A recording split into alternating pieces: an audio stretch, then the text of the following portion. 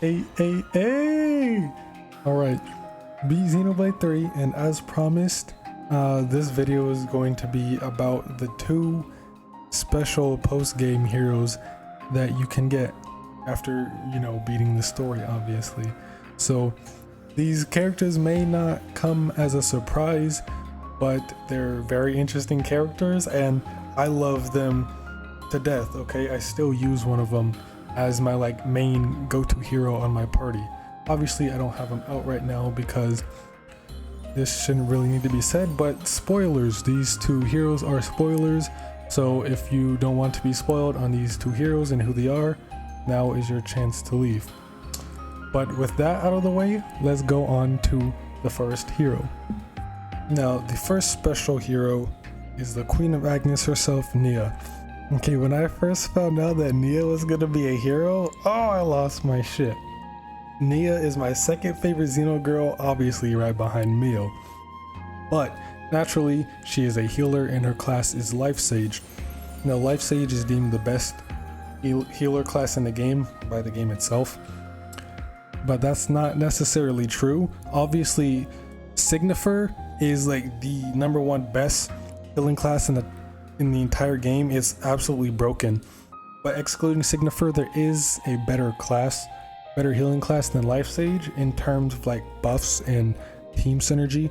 But in terms of raw healing power and just raw healing, Life Sage is the best in the game, completely outclassing War Medic. Now her arts, she has Saber Slash, which is a heal on hit area or heals nearby allies when art hits to max of 100% of healing power. Redemption, which is just a basic AoE heal art. Redeeming Bloom, which places down a large regenerate field. She has 2 extra arts. Last Hope, which is a blowdown art with a 50% chance to ignore defense, and a knockback art, Merciful Heart. Now the cool thing about this class is that every other party member except Nia, so Noah, Mio, Uni, Lance, Tyon, and Senna, they all get an extra stance art, so that replaces Merciful Heart. Instead of Merciful Heart, they get a stance art called Aquamind. And when you use Aquamind, it continuously heals nearby allies' HP, boosts recharge damage by 25%. So it boosts your own art recharge by 25%, and it basically grants a giant AoE regenerate field. Now it doesn't place down an actual regenerate field, but think of it like, say Mio for example, with the class, say she's basically a regenerate field herself, so whenever an ally comes close enough to Mio, they will start regenerating health as if they were in a regenerate field. So it's a really nice stance art. It's not too useful. It's better to just not run it. When I run this class on Mio, I typically just give her Saber Slash, Redemption, and Water Lily. It's basically just the exact same setup that Nia has right here. In terms of her skills, Steadfast Feelings restores nearby allies' HP on art execution. Amount healed is equal to 50% of users' healing. So it's basically just a heal on hit, but a skill. Just like Saber Slash, how when you use the art and it hits, it heals nearby allies, except this will happen on every art, no matter which art. Whenever you use an art, you will heal allies around you. So it's basically just a heal on hit, except for you don't really have to hit anything, you just have to use the art and it'll heal. And then her second skill is Instant Regen Plus, 25% chance to heal using 100% of healing power upon taking damage. So it's pretty self-explanatory. Every time she takes damage, she has a 25% chance of regaining health, 100% of her healing power. Healing power is what, 647, so she'll heal 647 every time she gets hit, or at least 25% chance to. The third skill is Enhanced Cellular Stimulus, 50% chance on hit to deal 200% of healing power as defensive bypassing damage. So this one is actually really cool. Every time she connects with an attack, either it be auto attack, her talent art, or just a regular art, she has a 50% chance to deal damage using 200% of her healing power. That may not seem too great, which it's really not, since Nia isn't really focused on doing damage. She's just more of a healer. But that extra 200% of damage multiplied by her healing power, not multiplied, but using her healing power, is actually pretty nice. But her healing power is a lot lower than her attack, so I don't know how nice that actually is. It's not that big a deal, since she's more focused on healing than attacking anyway, so it doesn't really matter. And her last skill is Abundant Oceans. Reduces damage to allies by 15% and boosts HP recovery by 15%, does not stack. So this is just a flat 15% damage reduction to the entire party regardless of where they are. You don't have to be near Nia to get this 15% damage reduction. You'll get it regardless, and it boosts HP recovery by 15%. So however much hero or a character would be healed by, just multiply that by 15%. And yeah, that's her skills. And not that this matters, but the gems she starts out with are Double Strike X, adds 40% chance to strike twice per auto attack. Steel Cleaver, increases attack by 70, and Life Bearer increases healing by 45.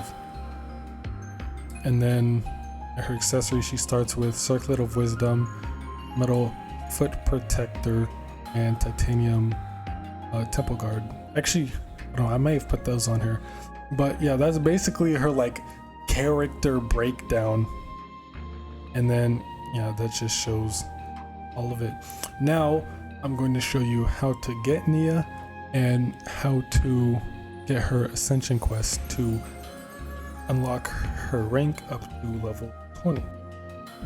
So in order to get Nia, after you have beaten the game, come back to the Cloud Keep where we first met Nia in the game. This is in the Upper Asia region, and come all the way up to Cloud Keep to the Hall of Serene, and you will find a question mark here, and a cutscene will play, the party talking to Nia, and then eventually she will join your party. Oh, it's been so flippin' long. What I mean to say is, forget it. And now, as for Nia's Ascension quest, in order to even unlock the Ascension quest, you need to have Nia in your party and go to 4 different locations. The first location is here in the city. You go to the Founder Shrine, which is the Memorial Hall skip travel point. Go there, a cutscene will play, and it will trigger some new information called Nia's Memories. You'll have to visit 3 other places in order to complete this and talk to the party, discuss this at a rest point.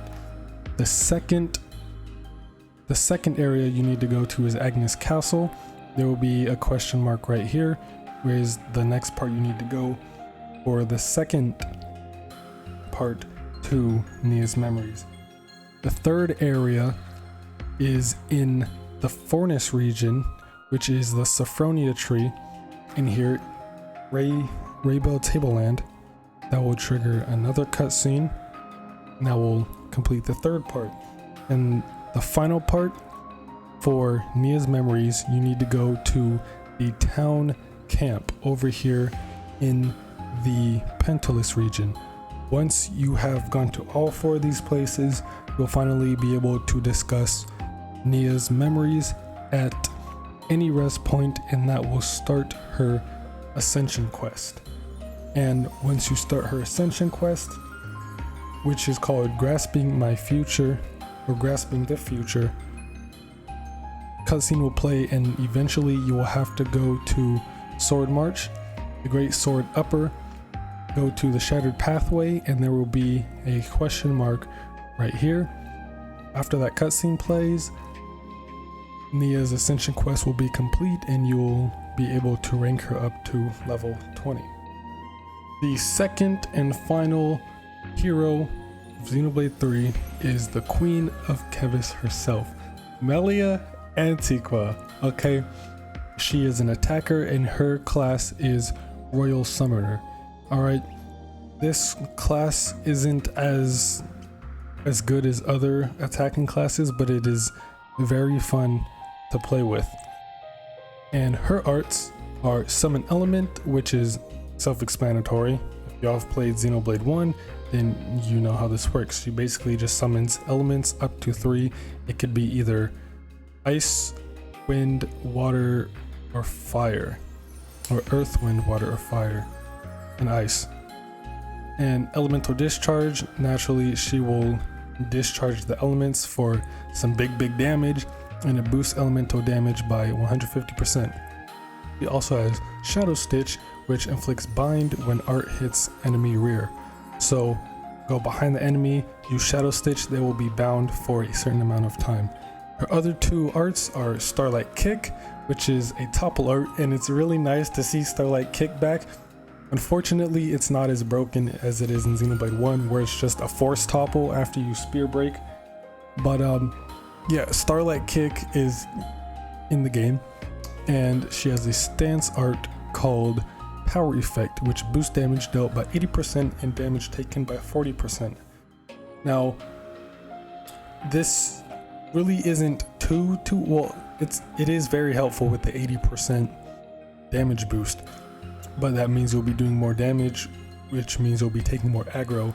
And this class is fairly weak. It is really fragile. This class is sort of a glass cannon.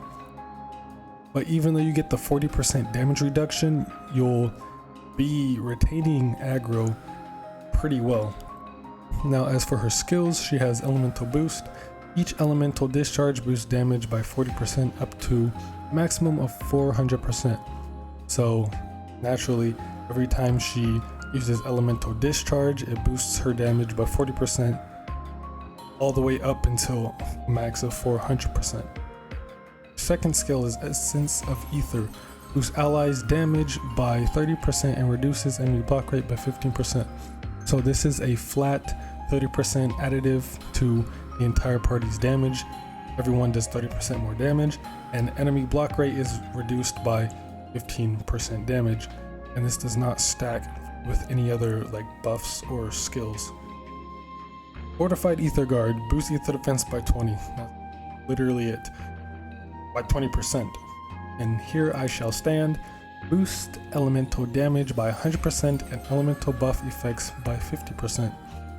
So when she uses Elemental Discharge, it boosts damage by 100%, and it actually stacks with the 40% increase from Essence or from Elemental Boost, so up to 400%. So you can get up to a 500% increase in damage, or at least elemental damage, with Here I Shall Stand and Elemental Boost, and elemental buff effects by 50%. So it basically just boosts the effect of elemental buffs by 50%. Now, I'm not sure what elemental buff means. I don't think there are any elemental buffs in this game, but it's just also beautiful when she's in battle. She gets these like cool little wings. That just looks so cool. I love that. And every class gets it as well. If you put this class on a different character, they'll also get those wings. But now Melia actually takes a lot to, well, she doesn't take a lot to get. Her Ascension quest takes a while. So before we get to that, I will show y'all how to actually get Miss Melia, Bird Lady. Now, in order to get Miss Melia, you must come to the Kevis Castle region, go to the castle 4th floor here in the throne room, and once you come off of the elevator, there will be a question mark right here starting a little cutscene, and after that all plays out, Melia will join your party. A new adventure. How strange it feels.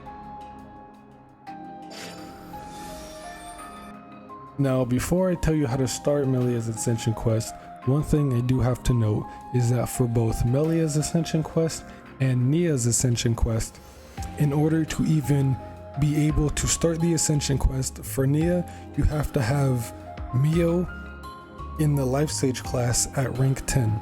Okay, no, it won't work with anyone else. You have to get Mio in the Life Sage class to rank 10 in order for Nia's Ascension class to be available. And same for Melia, you need to have Noah with the Royal Summoner Ascension class at rank 10 in order for Melia's Ascension quest to be available. So it doesn't matter, you know, it doesn't matter which character you have to have Nia at rank 10 with Life Sage in order to get Nia's quest, and Noah at rank 10 with Royal Summoner in order to get Melia's quest. Now, in order of Melia's Ascension quest, it takes a lot. First of all, you have to have Grasping My Future completed. So Nia's Ascension quest, you have to have gotten Nia and completed her Ascension quest as a prerequisite for this class, or for this quest. And once you have done that, you also have to liberate every single colony.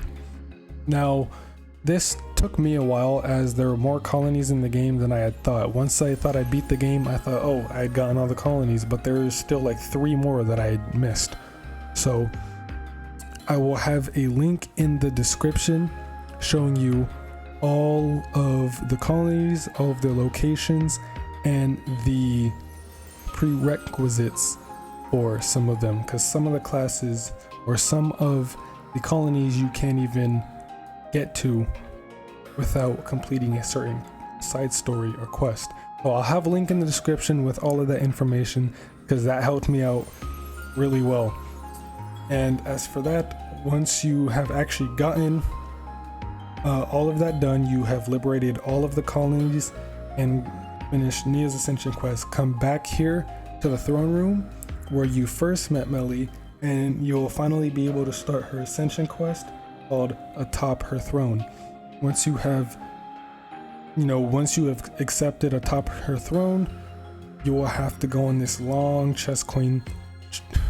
I really can't speak today. Long quest chain. Long quest chain. And once you have finally finished all of that, you will have unlocked the cap, and you will be able to get Royal Summoner up to level 20. So y'all thought that was it? Nah, there's still more, alright? We still got more. So when you get either Melia or Nia, doesn't matter which one, you will get a new option called Special Hero BGM. And I know you may think, I think you know where I'm going with this. When certain heroes are included in the party, the usual battle music will be replaced by special tracks. So just like Xenoblade 2, when you had Shulker Fior in the party, you will know our names would play over the unique monster battle theme. And if you had Elma in the party, then Uncontrollable would play over the unique monster battle theme. Now in this game, Melia and Nia have their own brand new tracks, which play over every battle theme. Doesn't matter if it's unique monster, elite monster, or just a normal enemy, it'll play no matter what, which is just a great addition, okay? And they're not really new songs, but they've been remixed. Melia has a remix to the FC battle theme, the Future Connected battle theme. All right, that already went hard as it is, and then they remixed it, and it just sounds so fucking good. And then Nia actually has Drifting Soul. All right, Monolith actually turned Drifting Soul into a battle theme. Okay, these tracks are insane. So I am going, for the rest of the video is just going to be these 2 tracks playing, so you can hear it in its entirety and just see how beautiful it is. So this is it for me. I'm done talking from this point on. The rest of the video is just going to be these 2 tracks if y'all want to listen to them. But yeah, that's it. This is, hopefully y'all understood this video on how to get Nia and Melia as heroes. But yeah, that's really about it. So just enjoy this music. But that's all for me. So as always, boys, thanks for watching. Have a damn good day. Stay safe, be well, and play some goddamn Xenoblade. Don't get sloppy just because we've done this before. I will do my utmost. The only way is through, together. Now you shall witness our power.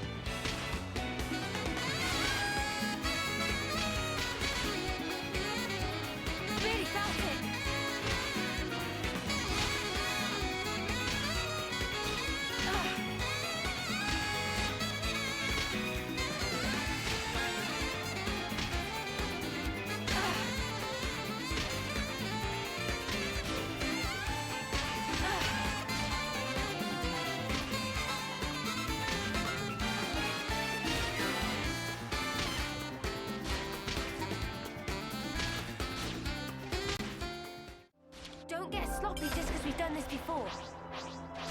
Here's a tough customer. It's time to make a stand. Friends, we fight. Safe colonies with me on the job. Billy felt it.